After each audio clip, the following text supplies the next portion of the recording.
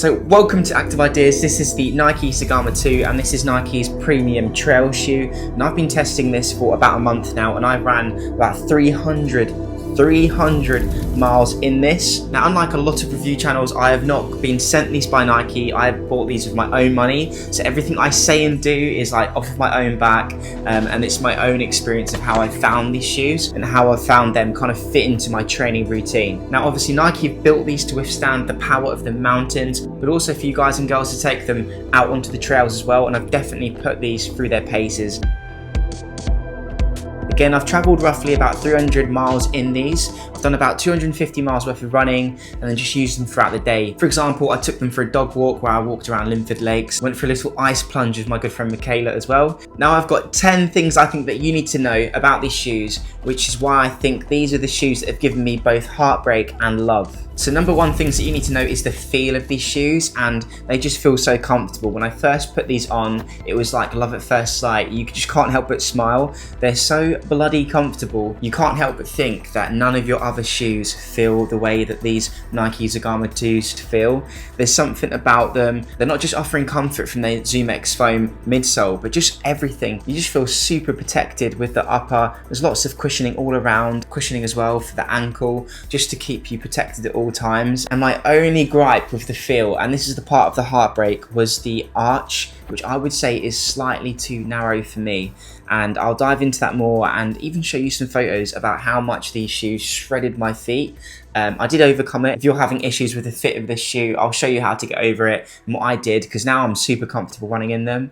But it was a story of heartbreak at first because they just broke me despite feeling so comfortable, lovely to wear. I took them for 10Ks and was just getting my feet destroyed. Now, number two things that you need to know about the Nike Zegama 2s is the performance of these shoes. How did I find them? So first of all, I would say that I felt confident but also protected in these shoes for the trail running that I was doing. And I was also using these to run in the road, and in the town I live there is literally glass everywhere. So yeah, running through trails of like sharp debris and through the streets of a town near London where there's like glass everywhere. Very protected in these shoes, and I can see some damage that's been done from, you know, what I've exposed these shoes from, but it's nice that it's been done to the shoes and not my actual feet. So yeah, I like the protection that I've got in these. And I would say that pace and that confidence and performance that I'm feeling is about 9 minutes per mile, which I guess is quite slow for some of you guys and girls, all the way down to like a walk. So in that pace range, I'm feeling a lot of confidence. I guess that's when I'm fatigued. Maybe I'm slipping back into the hill, going uphill or downhill. In that kind of pace, I'm feeling really good. I would say, unfortunately, in the Nike Zegama 2s, that between 9 minutes per mile all the way, I would say, to 7:30 minutes per mile, I just think they fall a bit flat. You're not getting that usual pump, and I've been lucky enough to use like the Nike Alpha Flies and Vapor Flies, and when you stick these on, and I have been using these for not just the trails and rocky trails and muddy trails, but the road as well, because the road's so important. Even in ultra running where you're going from one trail to another, there are lots of road sections in lots of races, and they do fall a bit flat. Yeah, definitely between 9 minutes per mile and 7:30 minutes per mile. But before we move on, what blows my mind is that I would say it below paces of 7 minutes per mile. So if you're dipping into 6 minutes per mile, I've even ran 5 minutes per mile in these shoes. Like when you're doing like repeats or like quite high thresholds, these shoes all of a sudden go from feeling flat to really responsive. I'm not sure if it's because I'm slipping a bit deeper into that toe box area as I push off, and maybe I'm getting all of that ZoomX foam. We've got a fairly high stack height. You've got that 4mm drop from heel to toe. I'm not sure what's doing it, but I would say from 7 minutes per mile and below, they just kind of wake back up again, like, oh, there we are, and you get an insane amount of pace and speed from these, and I've enjoyed my threshold sessions in these shoes. Number three things you need to know, and this is where the bad news comes in, this is where the heartbreak comes in. So I'm running along, I'm having a great time with the comfort and how they feel and the performance at 6 minutes per mile, but the break-in period, guys and girls, the break-in period of these shoes is brutal, or at least brutal for me. Now, if you don't want to see a picture of my feet, don't look now. But that's what my feet looked like after running in these for literally 10K, 6 miles, nothing crazy. So how did I overcome this? Because that's not a normal pair of feet. In fact, my feet looked better after running the 268-mile spine race. So how did these mash me up after 10K so badly? I don't know. Again, in that feel that I told you about, it's a little bit narrow, I think, inside the cabin of the shoe, specifically around the arch. And what that led to is a pretty high break-in period. I would say I didn't feel comfortable wearing these until about mile 100. And yeah, I even stuck these on Vinted. I was like, do you know what? I'm going to get rid of these. I'm done. I'm not even going to review them. But yeah, up to about mile 100, these were the most painful shoes I've ever ran in terms of just grating my skin off. And I couldn't tell you why. But how did I overcome this? I used quite heavy winter socks, so like proper trail socks I was wearing.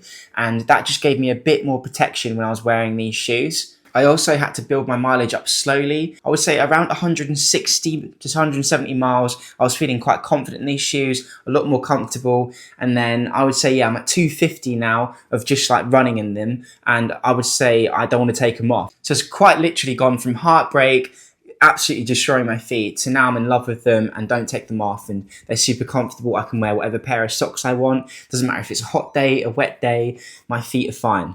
Number 4 things that you need to know about the Nike Zegama 2s is the grip on the bottom here. So you're getting 4mm lugs, but it's that little symbol there that says Vibram, and Vibram is something that we've been asking for as Nike customers for absolutely years. We will get onto durability. I have actually worn this grip down quite quickly, so although it's sticky and it has been fantastic, we've had terrible weather here in the UK. Yeah, I've really put them through their paces. My stability's been great. I've seen friends slip all around me, and I've had fantastic grip in the Zegama 2s. Obviously, you're only getting 4mm lugs, so yeah, you're not going to take these to an absolute mud bath. But apart from that, they handle that hybrid terrain quite well and a mix of environments quite well. I also like the spaced out lugs as well, so you're not getting debris kind of trapped in these shoes, and the only issue could be durability. We'll move on to that in the next section. So number 5, durability in the Nike Zegamas. I have always been a fan of the Nike shoes and how good their durability is. I had a bit of an issue with last year's Pegasus 41.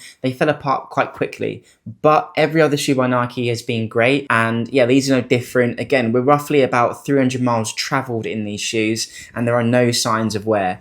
The only sign actually is, like I mentioned there previously, in the grip. I have worn down this side of my shoe, the outside of my heel, completely down. There is no grip. I've worn down 4mm of Vibram sole on the outer edge of my outsole. So yeah, the grip's wearing down quite quickly. I guess I'm a pronator, or if you supinate, you could run into issues with grip there. If you've got a more neutral gait, you've probably got a bit more safety in these shoes in terms of longevity. But yeah, I really can see these. You know, they'll easily do 1,000 miles, and anything beyond that in a pair of running shoes is just a dream. They say you shouldn't run in the same pairs of shoes, like day after day after day, and that's all I've done for the past month. I've not really ran in any other pairs of shoes. I might have stuck those Ultra Lone Peak 7s on for like a couple of days when my feet were shredded. Again, here's the photo. But apart from that, I've not worn any other shoes. So the durability of the Zoom X has been fantastic. That resistance to compress has been phenomenal, really. And I've found no issue. I've run in them like double days, like brick sessions. So I'll run in the morning, in the afternoon, and do the same the day after. And yeah, just feeling so much comfort and protection and performance in these shoes. So durability, good. Grip is wearing down a bit quicker than I would have liked. Now, number 6 things that you need to know is the style of these shoes. What is it like? Now, I was really hoping to get these in black, but they sold out quite quickly, and I pretty much bought these on release day or a day after, something like that. And yeah, the style, again, they're a trail shoe and they're white. So these just look absolutely disgusting now. And I think in a black or a darker colorway, I would have been a bit more protected in my materials, because I don't think I'm gonna be able to clean these shoes to a point where that white's gonna come back again. And they're a nice pair of shoes. And it's just a shame to see them look so like miserable and, I don't know, beaten up so quickly. So colorway, yeah, it's cool, but give us some darker colorways and produce more of them, rather than all these light, beautiful colors which look great the day you buy them, and you open up that package and then a week later they're just like any other pair of shoe in your cupboard. So cool design. They've got reflective as well, details that reflect back. So if you're running at night, I do a lot of that running in the evening. You have these little dots that are going to reflect and let drivers know where you are. I think that's really cool. I also really like the pull tabs. So on the Gator system here, if you're a trail runner, you can really quickly get these shoes on because you can put a finger through this heel pull tab and another 2 fingers on the tongue pull tab and just get your foot into there really quickly. So I really like that on trail shoes. And when you're doing ultra marathons and things and you want to change your pair of shoes, and you'll definitely want to change into the Zegamas because they're so comfortable and cushioned, and you're fatigued and you can't be messing around. It's nice to just kind of grab those pull tabs and stick the shoes straight on. I think that's really good. I'll tell you what, my studio lights, this is the second one I've bought now, are breaking. So if you are a studio light company and you want to sponsor my video, let me know because I've spent over 100 quid now on these, and this is the second one that's broken. So number 7 things that you need to know is the weight. And I think when you're talking about a pair of trail shoes, and again, I associate that with longer distances, you're probably looking into doing, 50Ks. It might be your first 50K, your first 100K.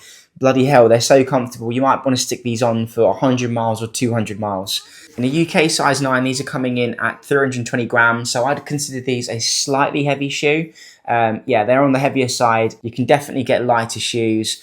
I will say with lighter trail shoes, I have found that comfort heavily compromised. So yeah, 320, it's not the end of the world, could be better. And it probably lends itself towards those longer distances because yeah, the compression resistance in that EVA foam and Zoom X foam is just fantastic. And that comfort lasts a long time. I've never hit the limit of these shoes and I think they'll go a long way. So yeah, I think the weight of these shoes and how comfortable they are lend themselves to longer distances. So yeah, maybe it's your 50K, but I'm thinking more 100K, 100 mile, 200 mile potentially in your Nike Zegama 2s to make the most of them if you break them in first. Number 8 things that you need to know, and I think it's so important to mention this, is the rock management and debris management. Now, the first way it manages rocks is, as I said, that Vibram Grip is nice and spaced out. They've got a very cool design pattern on there, and you're not picking up any kind of serious mud or rock in there at all. Just the way the grip's been designed on the outer sole, it's not going to pick up any rocks, so it's really nice not to have to worry about that. And again, that combination of that, as well as the gaiter that's built into this shoe and just kind of tucks around your ankle, around your sock, it's just going to keep all those debris and small pieces of rock out, or if you're running through my town, glass out of your shoe. And yeah, I think that's a really kind of good feature to have, and it's worth having its own section because there's nothing worse than getting a rock in your shoe. Yeah, fantastic rock management. Number 9 things that you need to know is the price. Now, this is where, again, it's that heartbreak. So the price of these shoes in USA is like $200. In Europe, I guess it's about 190 euros. And in the UK, we're coming in at about 165 pounds. But I will say is that there are plenty of discount codes and plenty of shops doing sales on these. Even Nike. From Nike, I bought these shoes for 120 pounds pretty much from release week. So yeah, you're going to get them for a good price if you shop about. I'd probably stay away for 165 pounds. I've got better things to spend money on. But for 120, I think they are a fantastic shoe. And yeah, they've got that durability and comfort that make that spend worthwhile. I would kind of push you towards getting maybe a darker colorway so they don't cosmetically age so quickly. But apart from that, it's a fair price if you can get a good discount code on it. And number 10 things you need to know, the conclusion, the story of heartbreak and love with the Nike Zegama 2s. Well, it's been a tough ride. They shredded my feet. Here's the photo one last time. And yeah, it took me 100 miles just to feel slightly comfortable in the shoe and around 150 to 160 to feel broken in. So there's a long time to break them in. I wouldn't feel comfortable buying a brand new pair of these and taking them to a race, which is something that's unusual because usually with Nikes, I can just get them out of the box and go. I actually did that with Nike's latest Wild Horse shoes. Took them to the Spine race and I just put them on. That was my first time testing them. I wouldn't do it with the Zegamas. I would take your time, take it slowly. Maybe my feet are wider than most people's. I'm not really sure, but I've never had this problem with any other shoe. I just found them slightly narrow in that archway and it ripped me apart. That performance is exciting. Again, you're getting good performance in those slower training zones. It's a bit flat around that 8 minutes per mile mark, and when you drop down to like sub 7, you get into like 6 minutes per mile, even less. They find life again, and they've got performance that inspires you to run fast and run all day long. So I really do like the Nike Zegama 2s. If you have any questions, leave them down in the description down below. Again, I bought these with my own money, so they're all my honest thoughts. I hope you enjoyed this video. Like, comment and subscribe so I can do more. And if you do want to support this channel, buy me a coffee or something. I've got loads of links down there. Peace out. So thanks for watching. You know the drill. Like, comment and subscribe if you can. My slogan, dreams are a step away. And remember, show compassion, show esteem, and have fun out there. Peace out.